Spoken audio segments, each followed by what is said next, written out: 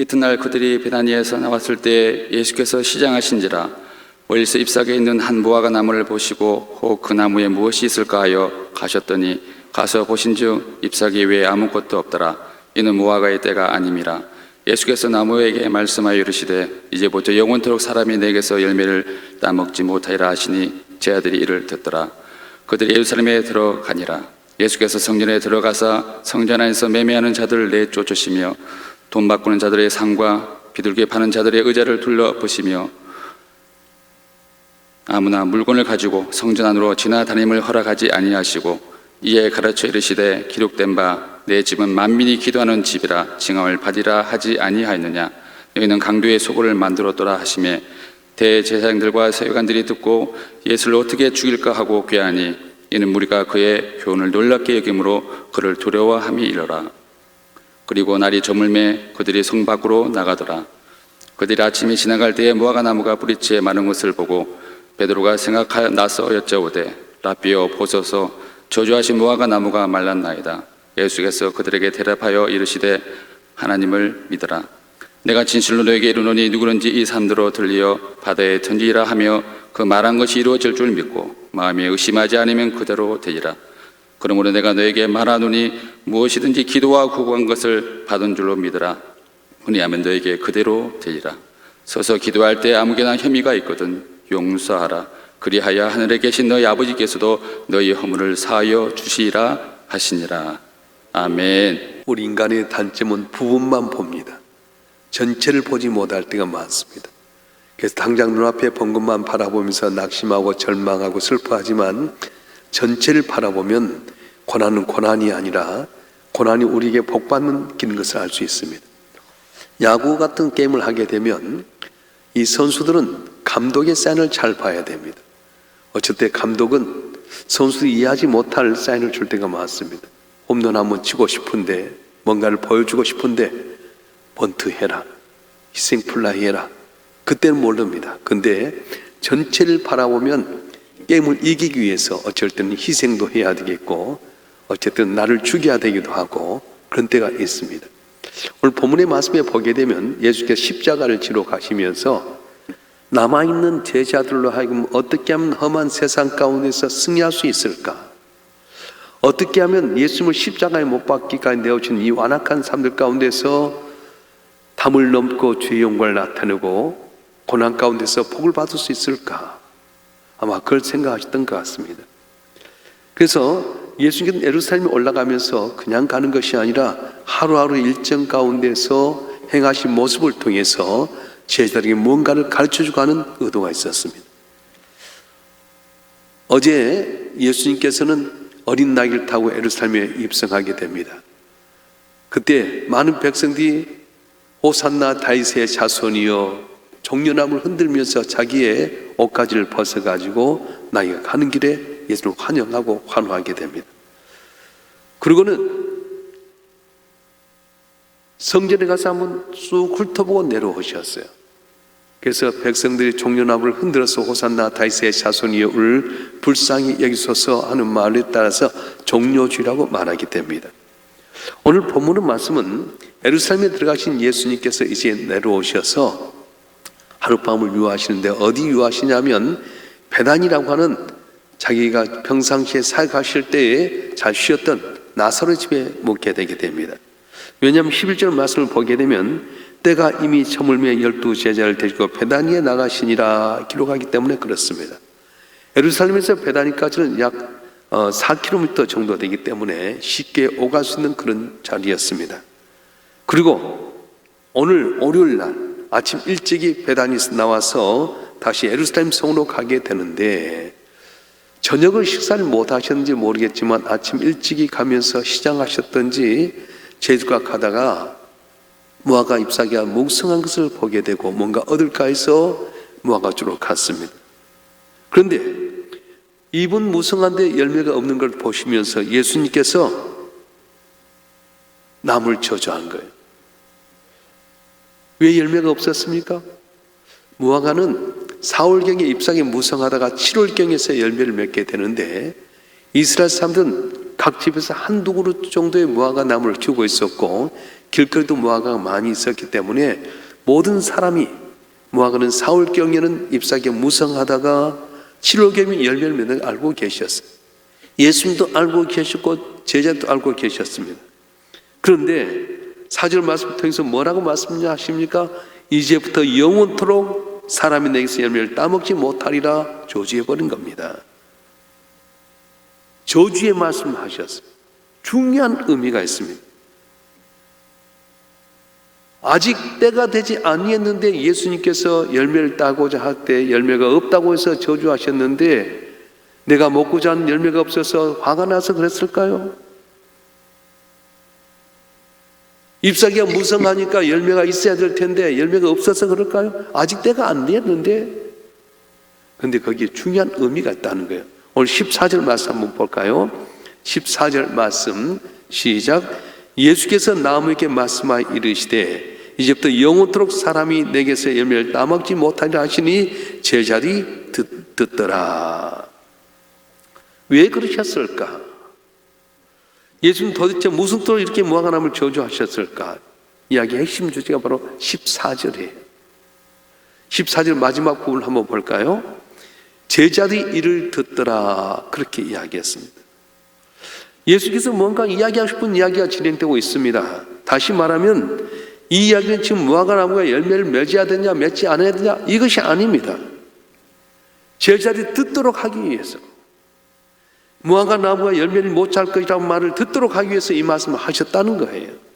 그렇다면 제자들은 이 나무에서 열매를 맺지 못하는 말씀을 들었을까요? 못 들었을까요? 분명히 들었습니다. 14절 하반절에 보게 되면 제자들이 이를 듣더라 한 걸 보게 되면 분명히 들었습니다. 그런데 20절과 21절에 보게 되면 다음날 아침에 예수님께서 제자들과 그 길을 가는데 그 나무가 말라있는 것을 보게 됩니다. 깜짝 놀라서 대표로 베드로가 말합니다. 우리 21절 말씀 한번 읽어볼까요? 21절 시작. 베드로가 생각이 나서 여짜오되 라피어 보소서 저주하신 무화과 나무가 말랐나이다. 우리 이 말씀을 참 깊이 한번 묵상해 보면 예수께서 무화과 나무 열매를 맺지 못할 사형선고 내렸어요. 그러면 제자들이 이걸 분명히 들었으면 무화과 나무가 말랐을 때 아 그렇구나 어제 예수님 말씀하셨더니 무화과 나무가 말랐구나 해야 될 텐데 깜짝 놀라갖고 주님 저주하신 무화과가 말랐나이다 놀랬다는 거예요. 무슨 뜻이에요? 듣긴 들었는데 건성은 들었습니다. 무화과 나무가 열매를 맺지 못하리라 영원히 맺지 못하리라 들었습니다. 그러면 들었으면 아침에 말랐다 아 예수님 말씀에 말랐구나 그렇게 생각해야 될 텐데 건성으로 들었다는 거예요. 여러분 저와 여러분 한 번 하면 주님 앞에 나와서 예배할 때 주의 종을 통해서 주신 말씀을 건성으로 들으면 안 됩니다. 듣긴 들어도 정확히 들어야지 한 길로 듣고 한 길로 흘러버리면 이해가 안 된다는 거예요. 저희들은 듣긴 들었지만 믿지 못했습니다. 아마 그들은 듣고 이렇게 생각했을 겁니다. 아니 예수님은 4월달에 무화과 나무 잎사귀가 무성하고 7월달에 열매를 맺는데 혹시 뭔가 착각하고 있는 건 아닐까? 아마 그렇게 생각할지 모르겠습니다. 근데 그 다음날 아침에 무화과 나무 말랐던 걸 보게 되면 아 정말 예수님 말씀대로 말랐구나 해야 될 텐데 제자들이 반문하는 겁니다. 22절 말씀에 뭐라고 말씀합니까? 제자들에게 주님께서 주신 말씀 시작. 예수께서 그들에게 대답하여 이르되 하나님을 믿으라. 다시 한번 시작. 예수께서 그들에게 대답하여 이르시되 하나님을 믿으라. 무슨 말씀이에요? 왜 내가 말했느냐 믿지 못하느냐 그런 말씀입니다. 그러면서 주신 말씀이 바로 23절입니다. 같이 한번 읽겠습니다. 시작. 내가 진실로 너에게 이르노니 누구니 이 산들어 들려 바다에 던져지라 하며 그 말하는 것이 이루어질 줄 믿고 마음이 의심하지 아니하면 그대로 되리라. 아멘. 다시 한번 읽겠습니다. 시작. 내가 진실로 너에게 이르노니 누구니 이 산들어 들려 바다에 던져지라 하며 그 말하는 것이 이루어질 줄 믿고 마음이 의심하지 않으면 그대로 되리라. 아멘. 여러분 이 말씀 믿습니까? 정말로 믿습니까? 예수님 무화과 나무를 저주하셨습니다. 왜 저주하셨을까요? 열매가 없어서? 입만 무성하고 사람 현혹한 무화과 나무여서? 그렇지 않습니다. 예수님께서 무화과 나무를 저주한 것은 제자들로 하여금 뭔가를 알도록 하기 위해서, 예수님 말씀하시니까 그대로 된다고 했던 것처럼 너희도 무엇이 믿고 입으로 말한 건 다 되리라 말씀하셨어요. 할렐루야. 예수님의 십자가에 못 박혀 죽으시고 나면은 제자들이 충격받아서 다 뿔뿔이 흩어지고 도망을 알고 계셨어요. 당시에 부활 승천하신 다음에 또 제자들이 놔뒀을 때 이 제자들이 두려워 염려할 걸 알고 계셨어요. 그래서 이 무화과 나무에 저주를 주신 것은 때가 되지 아니했지만 말한 대로 된다. 사람이 생각할 때는 이렇게 때가 돼야지 열매를 맺게 되는데 열매가 없어도 내가 저주하면 된다. 입으로 나온 건 다 이루어지게 된다. 그걸 말씀하고 있는 것입니다. 그래서 믿지 않는 제자들을 보여줘도 믿지 못한 제자들에게 말씀하신 겁니다. 무화과 나무가 많은 걸 신기하게 생각하느냐? 산들어 들려 바다에 던져지라 하면 들어갈 것이다. 내 말을 믿으라 말씀하셨어요. 오늘 또 저와 여러분 한 번에게 주신 말씀이 있습니다. 너희가 믿고 구하는 것 말한 것 그대로 될 줄 믿으라 말씀하셨어요. 믿습니까? 24절 말씀 다시 한번 읽겠습니다. 24절 시작. 그러므로 내가 내게 말하노니 무엇이든지 기도하고 구하는 것은 받은 줄로 믿으라. 그리하면 너에게 그대로 되리라. 아멘. 다시 한번 읽겠습니다. 시작. 그러므로 내가 내게 말하노니 무엇이든지 기도하고 구하는 것은 받은 줄로 믿으라. 그리하면 너에게 그대로 되리라. 믿고 구하면 반드시 이루어진다고 말씀하신 거예요. 내가 능력과 힘이 있어서 아닙니다. 주님이 약속하신 말씀인 겁니다. 말하면 반드시 이루어진다. 나를 믿고 반드시 기도해라.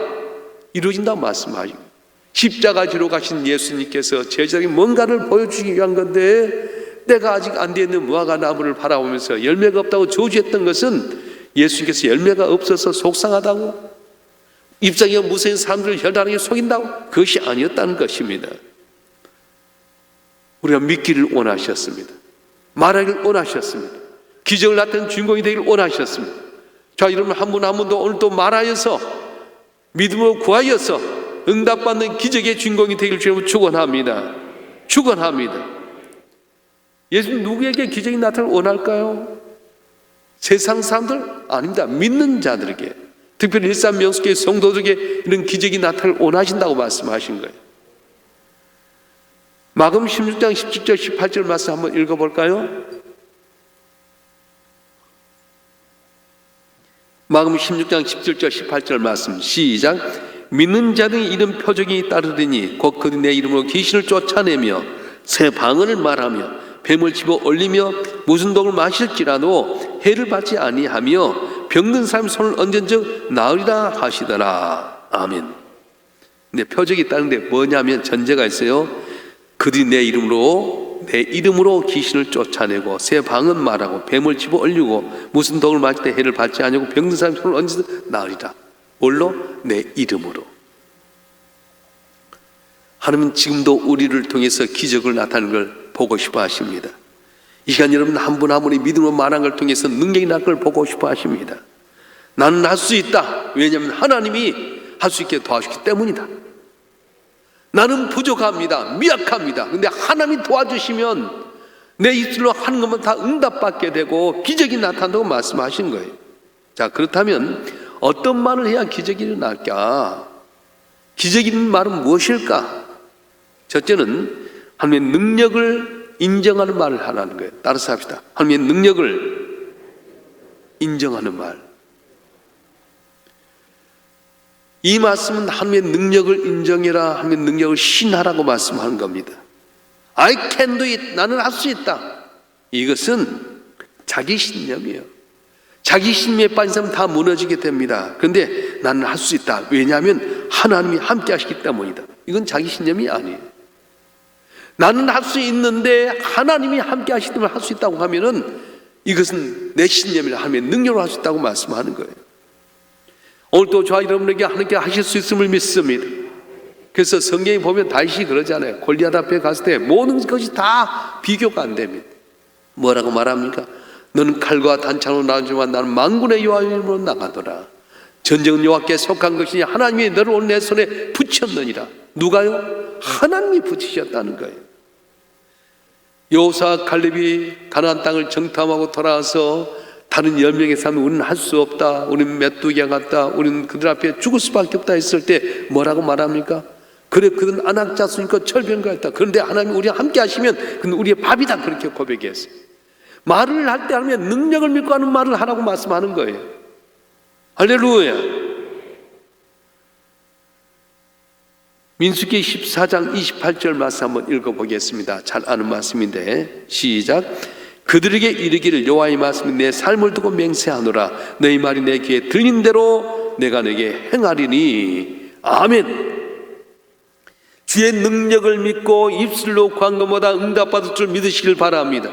십자가 지로 가면서 사람들이 볼 땐 다 나약하고 허무하게 죽어버린 것 같지만 주님께 첫 번째로 제자에게 보여주고 싶어 했던 것은 내 능력을 믿고 내 이름으로 구하면 된다, 말한 대로 된다고 말씀하셨어요.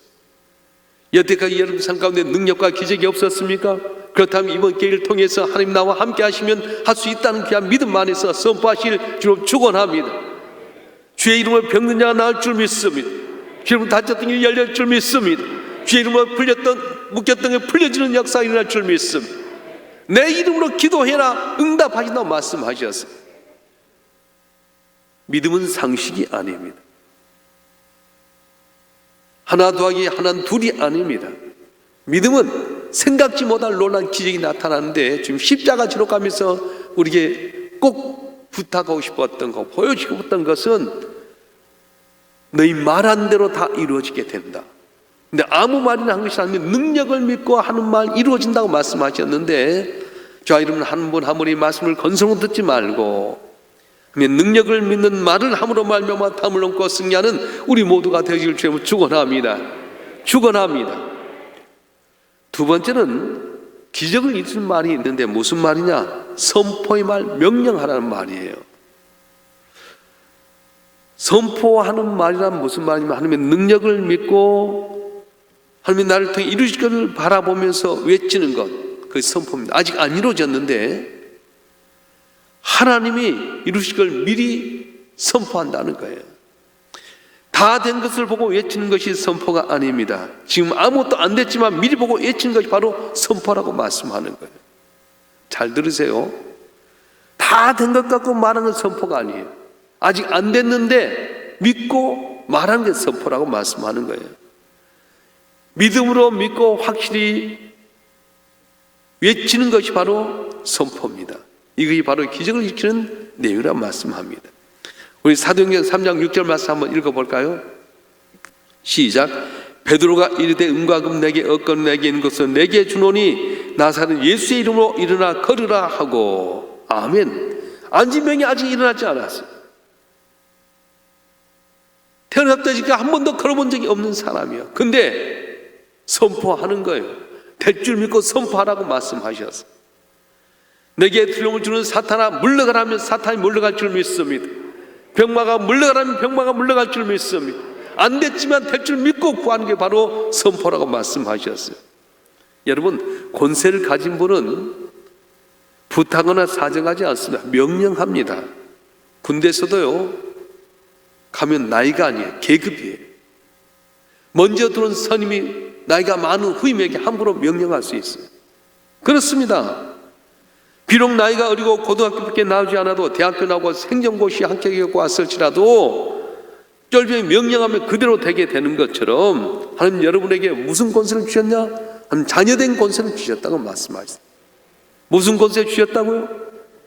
따라서 하나님 자녀된 권세. 영접한 자 곧 이름 믿는 자는 하나님의 권세를 주셨으니 그렇게 말씀하셨어요. 사랑하는 성도 여러분, 정말 저와 여러분 한 분 한 분 예수 나의 구주로 영접했습니까? 요쪽만 아멘이라고 해주는 않은 것 같아. 하나님 자녀가 아닌 것 같아. 여러분 예수를 나의 구주로 확실히 영접했습니까? 하나님의 자녀가 됐습니까? 하나님의 자녀된 권세 사용하라는 거예요. 근데 이걸 건성으로 들으니까 째째하게 믿고요, 겁내하고요, 염려하고요. 한번 비춰보십시다. 주님께서 십자가 지러 가시면서 왜 무화과나무를 저주하셨겠어요? 말한 대로 된다. 너희가 내 이름으로 뭐지 믿고 구하면 다 받은 줄 믿어라. 그러면 그대로 되리라 말씀하신 것처럼 이제는 말한 대로 된다고 말씀하셨어요. 어떻게? 능력을 믿고 말하면 된다. 아직 안 이뤘지만 하나님의 자녀의 권세를 갖고 네가 선포하면 그대로 된다고 말씀하셨습니다. 할렐루야. 자, 여러분 한 분 한 분이 여태까지 믿노라 하면서도 건성으로 들었던 하나님의 말씀이 있다면 십자가 지러 가면서 남아있는 제자들로 하여금 내가 십자가에 못 박혀 죽고 나서 고난 가운데 있을지라 낙심하지 말아라, 염려하지 말아라, 힘을 내라. 그러며 주셨던 말씀이 무화과 저주한 사건이라는 거예요. 우리 17절 말씀 한번 읽어볼까요? 17절 말씀 시작.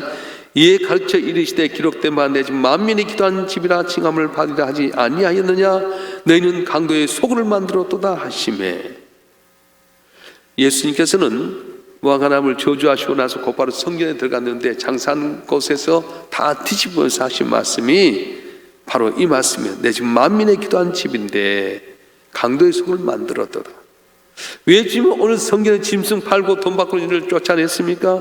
성전은 깨끗한 곳이어야 되기 때문에 그렇습니다. 세상 것으로 더럽혀진 것이 아니라 바로 은혜가 머물러 자리이기 때문에 거기에 상을 뒤집어 엎어버린 거예요. 자, 여러분 한 번 하면 하나님의 자녀입니다. 세상 것으로 더럽혀서는 안 됩니다. 은혜로 가득 찬 삶을 살 텐데 오늘 자, 여러분 한 번 하면 지금 십자가 지러 가신 그 고난 가운데서 그래 내 삶이 세상과 가득 찬 것이 아니라 은혜로 가득 차서 주 앞에서 기도할 때마다 응답받는 귀한 은혜의 길 주로 축원합니다. 축원합니다. 다 같이 한번 주의 3장을 통으로 기도하십시다. 혹시 여러분 지금까지 주의 말씀을 건성으로 듣지 않았습니까? 내 입술로 선포한 대로 준다고 하셨고 능력을 믿고 구하면 준다고 했는데 못했던 게 있다면 회개하고 이 시간 여러분 손을 갖고 주의 3장을 통으로 기도하겠습니다.